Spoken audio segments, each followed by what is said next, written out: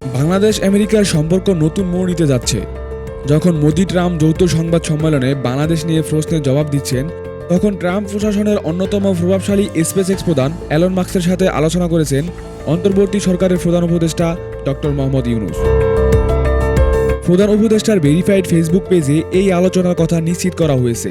আর এর মধ্য দিয়ে জাতীয় উন্নয়নে বাংলাদেশের স্যাটেলাইট ভিত্তিক ইন্টারনেট সেবা স্টারলিংক যুগ শুরু করার আভাস দিয়েছেন।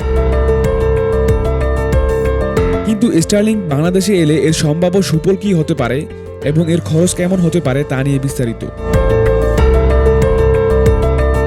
প্রযুক্তি বিশেষজ্ঞদের মতে স্টারলিংক বাংলাদেশে এলে উচ্চগতির ইন্টারনেট সেবা দুর্গম এলাকাও পৌঁছে যাবে। ফলে গ্রাম ও শহরের ইন্টারনেট সেবার মধ্যে যে বৈষম্য রয়েছে তা দূর হবে। তরুণরা গ্রামে বসে ফ্রিল্যান্সিং সহ অন্যান্য ইন্টারনেট ভিত্তিক কাজ করতে পারবে। প্রাকৃতিক দুর্যোগের সময় দ্রুত যোগাযোগ পুনরস্থাপনেও স্টারলিংক গুরুত্বপূর্ণ ভূমিকা রাখতে পারে। তাছাড়া স্টারলিংক গোপনীয়তা রক্ষার ক্ষেত্রে উন্নত মানের সেবা দেয়, যা অনেক ব্যবহারীকে আকৃষ্ট করতে পারে।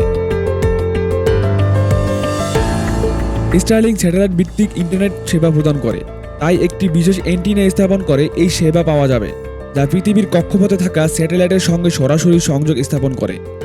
এই সেবার ডাউনলোডের গতি 25 থেকে 220 Mbps এবং আপলোডের গতি 5 থেকে 20 Mbps এর মধ্যে থাকে। স্টারলিংকের ইন্টারনেট সেবার খরচ বর্তমান ইন্টারনেট সেবার থেকে তুলনামূলক বেশি। বাসাবাড়ির জন্য প্রয়োজনীয় সরঞ্জাম যেমন অ্যান্টেনা, রাউটার ইত্যাদি কিনতে $349 থেকে $599 অর্থাৎ প্রায় 43 থেকে 74 হাজার টাকা খরচ হতে পারে। তাছাড়া মাসিক ফি বাবদ গুনতে হবে $120, যা বাংলাদেশি টাকায় প্রায় 15,000 টাকা। কর্পোরেট গ্রাহকদের জন্য এই খরচ আরও বেশি।